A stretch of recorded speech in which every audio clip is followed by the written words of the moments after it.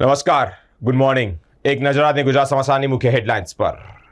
અવામી લીગના નેતાની હોટલમાં 24ને જીવતા સળગાવી દેવામાં આવ્યા.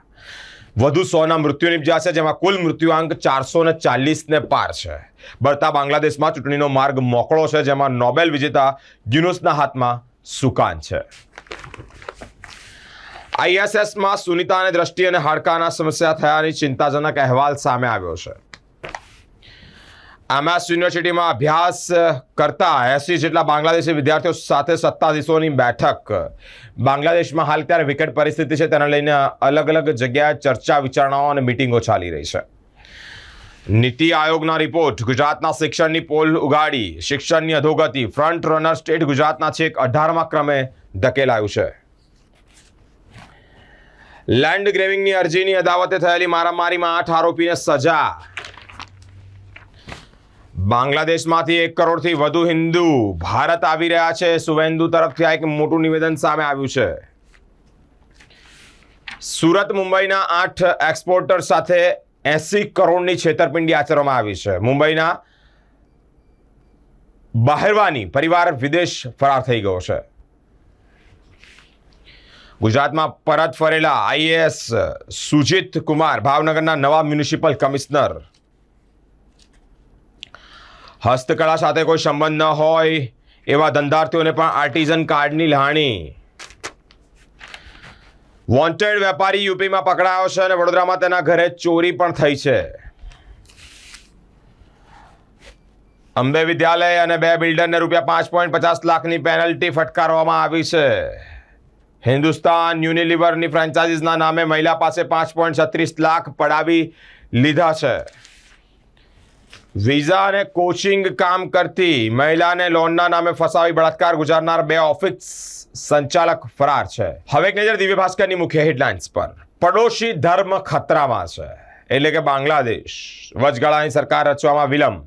ભારત સમર્થક જનરલ બરતરફ. આર્મી ચીફે અમેરિકા સમર્થનને વિદેશ મંત્રાલય આપ્યું છે. બ્રેક ફેલ થવા છતાં ડ્રાઈવરે એસટી હંકારી. વુડા સર્કલ પાસે 5 કારને અડફેટે લીધી. ગત મોડી રાત્રે વુડા સર્કલ પાસે ગમખ્વાર અકસ્માત સર્જાયો. એક પછી એક કાર આમાં અડફેટે આવી છે. હવે મોટો પ્રશ્ન ત્યાં થાય છે કે એસટીના ડ્રાઈવર સામે કાર્યવાહી થશે કે કેમ. આલાન્ટીની પાઇપ ચોરીનો આરોપી રિયાઝ ઉત્તર પ્રદેશથી ઝડપાયો છે. ભાગીદારોની શોધખોળ ચાલુ છે. ભારત બાંગ્લાદેશ સીમા પર સન્નાટો. ઘૂસણખોરીની આશંકાથી બીએસએફ એલર્ટ. આરબીઆઈ વ્યાજ દર જાળવશે તેવા અહેવાલે બેન્કિંગ ફાઇનાન્સ સેટ તૂટતા સેન્સેક્સમાં સુધારો જોવાયો છે.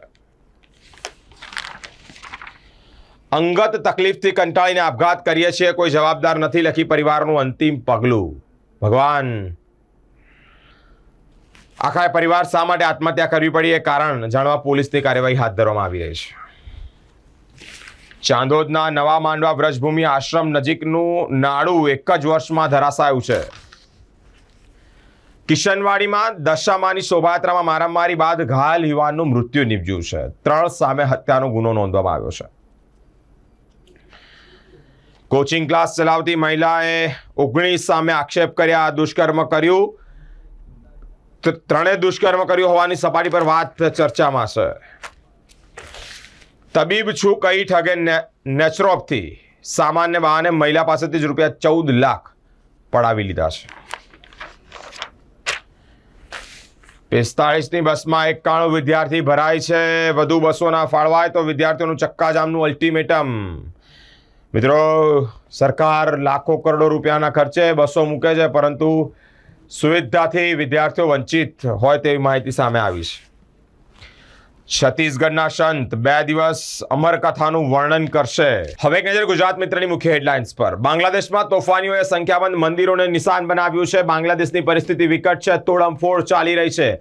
પ્રાઇમ મિનિસ્ટર ત્યાંના છે તે દેશ છોડવાનો તેઓને એક પરિણામ આવ્યું છે કે દેશ છોડવો પડ્યો છે. ભારત આવ્યા છે. ભારત લાંબો સમય નહીં રોકાય. અહીંયાથી ક્યાં જશે તે હવે મોટો પ્રશ્નાર્થ છે. શેખ હસીનાને યુકે જવાની યોજનામાં અવરોધ. હજી ભારત કેટલા દિવસ રોકાશે તે પ્રશ્નાર્થ.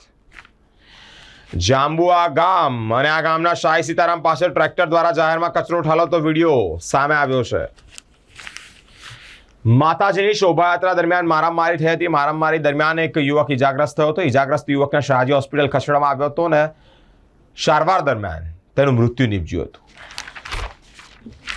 ભૂતડી જાપાથી જૂના આરટીઓ સુધી નોનવેજની લારીઓ સહિત દબાણો દૂર કરવામાં આવ્યા છે. બોરસદમાં પતિએ ચારિત્ર પર શંકા કરી અને પત્નીને માર માર્યો છે. ઉમરેઠ કોલેરાગ્રસ્ત જાહેર, ઠેર ઠેર ગંદકી યથાવત છે. નડિયાદના વેપારીએ ખાડાનો ફેક વિડીયો વાયરલ કરતા ધરપકડ. કમલા હેરિસ વિધિવત રીતે અમેરિકી પ્રમુખ પદ માટેના ડેમોક્રેટ ઉમેદવાર બન્યા છે. કામ ક્રોધ લોભનું સંતુલન કરનારનું જીવન સ્થિર બને છે. વ્રજરાજ કુમાર શ્રીનું નિવેદન સામે આવ્યું છે. હવે એક નજર લોકસત્તા જનસત્તાની મુખ્ય હેડલાઇન્સ પર. ટોળાએ 24ને જીવતા ભૂંજ્યા.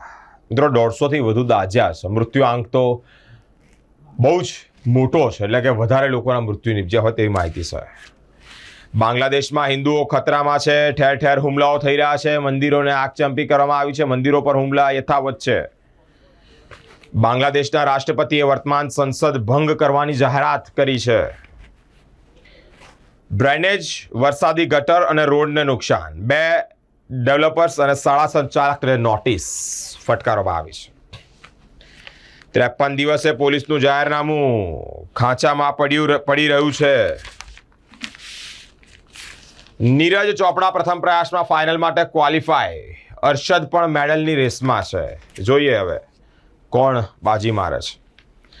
આરબ દેશોમાં કાપડ મંગાવી સુરતના વેપારી સાથે ₹72 કરોડનું ચીટિંગ. છેતરપિંડીની ઘટનાઓ દિન પ્રતિદિન વધી રહી છે. લોકો ભીજાનો ઉપયોગ વધારે કરી રહ્યા છે. પોલીસ કેટલી હદે સફળ છે, કેટલી હદે કાર્યવાહી કરી રહી છે, કેટલી વોચ રાખી રહી છે, તે હવે જોવાનું રહ્યું છે. વિજુ સિંધી અને તેની પત્નીને ઈડીની નોટિસ ફટકારવામાં આવી છે. સયાજીમાં ડોક્ટરો પોતાના ખર્ચે આસિસ્ટન્ટ રાખે છે. એક મોટો પ્રશ્નાર્થ છે, કારણ કે એક વ્યક્તિ કે જે પોતે ડોક્ટર નથી તેમ છતાં ટાંકા લઈ લીધા. મિત્રો, આ એક વિડીયો અત્યારે બહુ વાયરલ થઈ રહ્યો છે. હવે એક નજર સંદેશની મુખ્ય હેડલાઇન્સ પર. બાંગ્લાદેશ પર ભારતની નજર. વિદેશ મંત્રીનું એક નિવેદન સામે આવ્યું છે.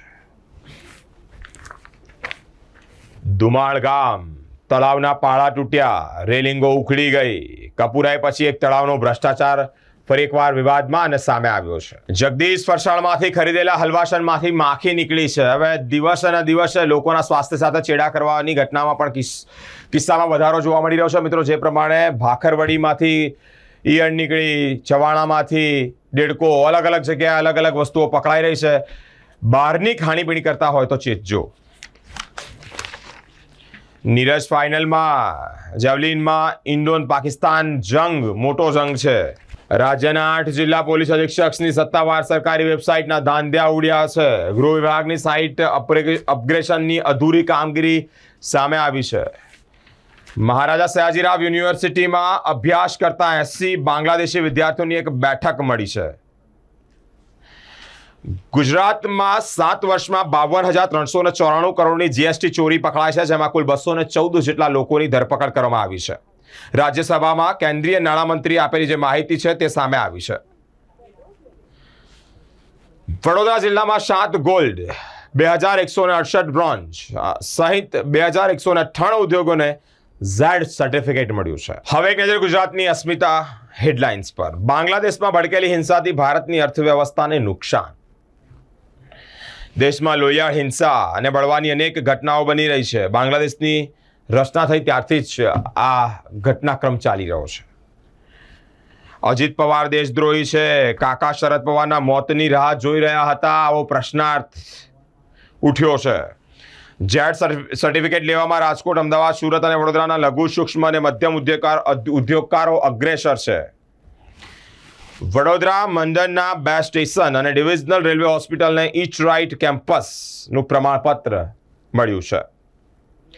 MS યુનિવર્સિટીમાં ભણતા બાંગ્લાદેશી વિદ્યાર્થીઓ સાથે સત્તાધીશો દ્વારા મેરેથોન યોજાય છે. લો બોલો શિક્ષક જ નશાની હાલતમાં હોય તો બાળકોનું ભવિષ્ય શું? પંચમહાલ જિલ્લામાંથી આ એક ઘટના સામે આવી છે, જેમાં શિક્ષક જે છે તે નશાની હાલતમાં જોવા મળ્યા છે. ગુજરાતની અસ્મિતાના અહેવાલનો પડઘો. રખડતી ગાયો મામલે ઈડર પાલિકા તંત્ર સફાળું જાગ્યું છે. મામલતદાર કચેરીમાં સલામતી બાબતે અનેક સવાલો ઊભા થયા છે. બનાવટી પત્રકાર બની બૂમાબૂમ કરતો યુવાન કોણ છે તેની શોધખોળ થશે કે કેમ એ પ્રશ્નાર્થ. મનુ ભાકરને ઓલિમ્પિક સમાપન સમારંભમાં ભારતીય ધ્વજ વાહક બનશે. 43 વર્ષે પણ 16 વર્ષની દેખાય છે શ્વેતા તિવારી.